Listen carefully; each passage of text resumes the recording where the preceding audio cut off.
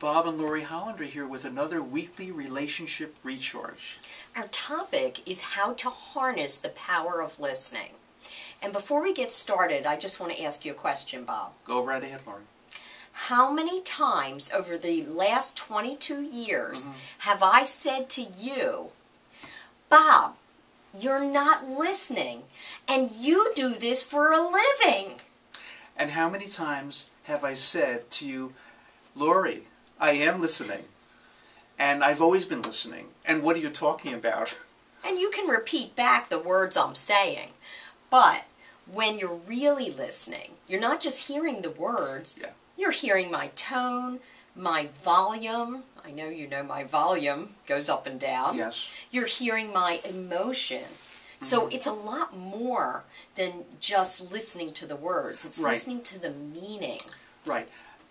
I have to admit that I would and can still get too reactive, almost taking off where you ended off to add another layer on without really understanding and feeling and appreciating what you're trying to convey. Yeah.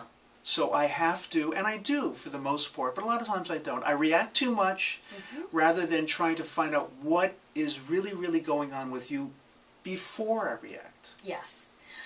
People also do things like interrupting. Of course, you never do that, right, honey? No, I don't interrupt. Although, you know what, when I'm very, very, very reactive, I do interrupt. And I will tell you, when I find myself interrupting, then I know I'm not listening. Right. Now, the reason we do this and why it's very difficult to listen is because we can think at a rate of 125 words a minute, but we listen at a rate of 400 words a minute. So in between all the time that the listener is receiving the words of the speaker and processing it, there's a whole lot of time there to start formulating your response, to start dreaming about the weather, to get distracted, and that's why people don't listen well. To actively listen, you need to make a conscious effort to focus on the words and to think about what's the meaning that that person is saying. So you're saying that I have some extra time. I'm listening, I'm hearing the words, but I'm thinking a lot faster. Yes. Right? Okay. So the question then is, why aren't I taking that extra time to think about what you're saying? That's a good question. I've got to work on that. But I know a lot of guys and a lot of women do that. If I were to take that time, it's almost like, do I have to be right? Do I feel attacked? Do I feel controlled? Those are like issues that I may have. The first thing, though, is to find out what's going on with you. And then when I do that, then I can maybe work on this. Then we can talk about me feeling controlled and all those types of things. Right. And really talk about them directly. And also, for the guys out there, when you truly are listening to the meaning of your partner, she will feel like you care. Yeah. And not only will she feel cared about, but she'll stop repeating what she's saying. Yeah, right. Right? Yeah, well, that's right. We're right there. That's a gift. And the other thing, though, is that a lot of times men feel very, very fragmented, disjointed, not feeling good because they don't feel connected. And I find that we ourselves create the situation which we ourselves don't really like. So if I were to, instead of trying to win a point, so it's like you win a battle and lose a war, I could win my point and state my case and then lose the relationship. But if I could kind of put myself back and really, really take on what you're saying, what I find is I feel much more connected. And winning and losing actually has no meaning. Yes. Now, there are 4 parts to listening.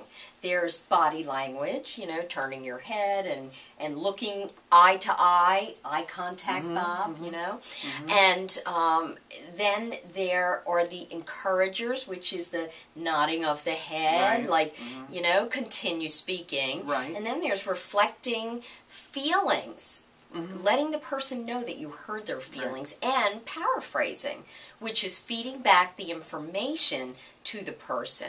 So if you would like more information on this, because I used to teach an 8-hour course on active listening in corporate America, you can go to our website, which is relationshipswork.com, click on our Store and Explore, and you will find an audio program called The 5 Keys to Authentic Communication. You will also find a free e-worksheet that's called How Connected is Your Communication, where you can rate your communication with your partner. And this Saturday, October 30th, we are going to be on Woman Talk Live, our favorite radio show. Right? Ann Quasman, love her. That's right.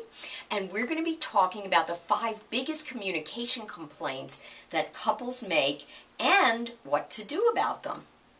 Right. It's important to keep thinking about communication and bringing it back to the relationship and practicing it and focusing not so much on yourself initially, but on your partner. Yeah. So thank you for listening. Thank you. Take care. Bye-bye. Bye.